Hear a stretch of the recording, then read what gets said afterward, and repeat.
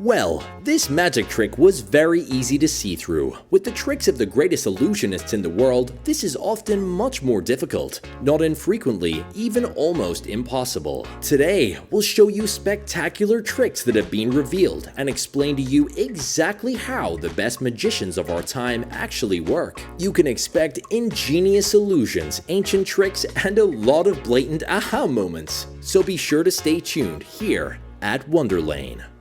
Let's continue with number 6, and an illusion that looks very dangerous. It's about classic knife throwing.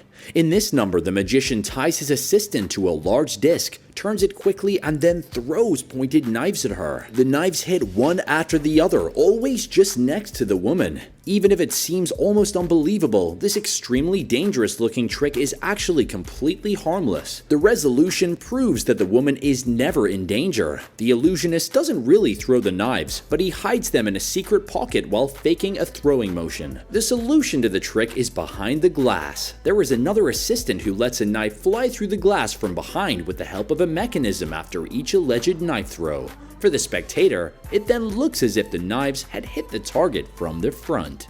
On number 5 is the world-famous magician David Blaine, who, among other things, has been buried alive or even frozen in a block of ice. His trick of choking out live frogs from his mouth is also really sensational. Blaine shows the audience how he spits a frog into a glass, then he proves that his mouth is totally empty and he still spits more frogs into the glass. Did he swallow them before, or how does David Blaine create this illusion? The amazing answer to this question is yes, Blaine has indeed swallowed living frogs before and spits them out again bit by bit. But the trick is to train for a long time, because if you swallowed frogs, they would die relatively quickly. Blaine has trained his stomach muscles and gag reflex for months to be able to spit out the frogs undamaged and undigested.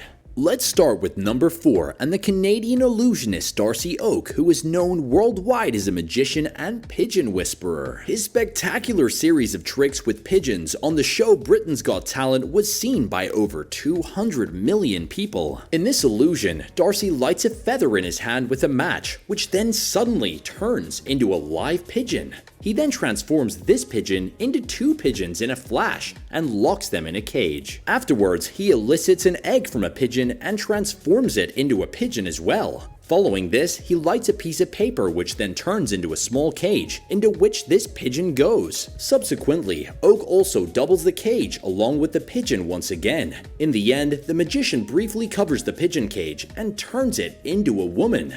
But how did Oak do all this? Let us now come to the solution. The feather that Darcy lights at the beginning and turns into a dove is actually made of a special paper that produces a sort of bright flash. He uses this flash to pull the dove out of a secret pocket on his sleeve in a split second. Cloning the pigeon works in the same way. The magician quickly pulls another pigeon out of a secret pocket on his other sleeve. He has already hidden the egg that the pigeon lays in his hand before, and the pigeon that came out of this is also pulled out of his pocket quickly. When Oak pulls out the cage, he lets his hand disappear briefly behind his back to bring it out, and this is not noticed by the spectators because of the flashing light. The final transformation of the cage into a woman is possible by the illusionist using a trick cage that is much bigger than it looks from the front. The woman has been in the back in the hidden part of the cage from the very beginning. Let's move on to number 3, and a trick that has fascinated mankind for decades. It is about bending spoons without using physical force. The world-famous magician Uri Geller, who claims to have psychic powers, has even become a star with this trick. Although there are now numerous variations of spoon bending, the typical procedure is actually that the magician takes a normal spoon in his hand, holds it between 2 fingers on the shaft, and the spoon then appears to soften and slowly bend until it finally breaks apart. But is it really just mind power at work here?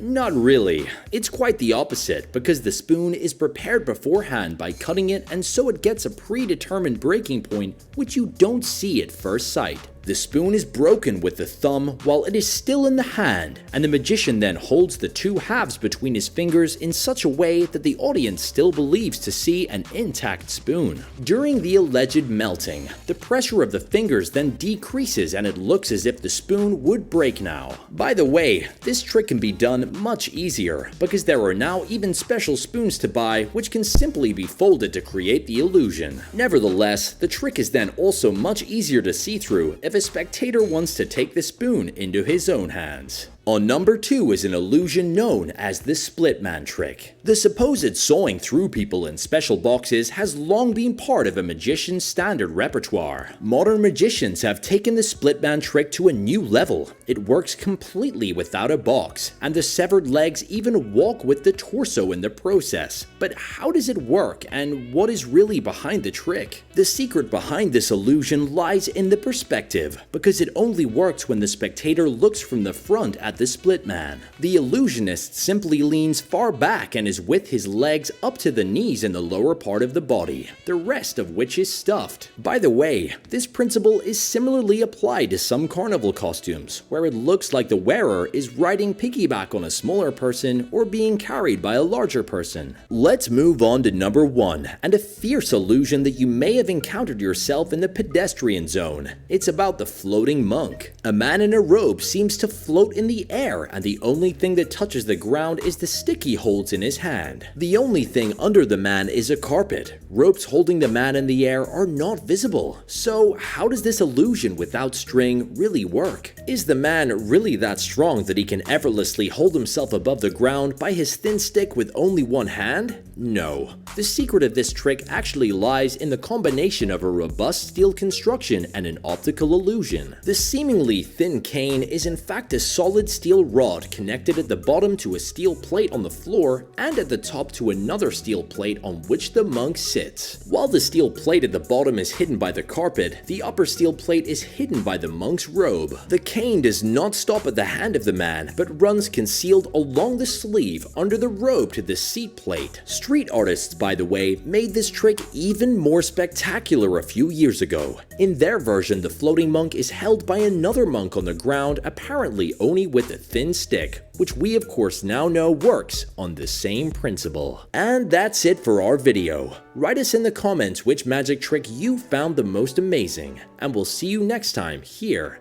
at Wonderlane.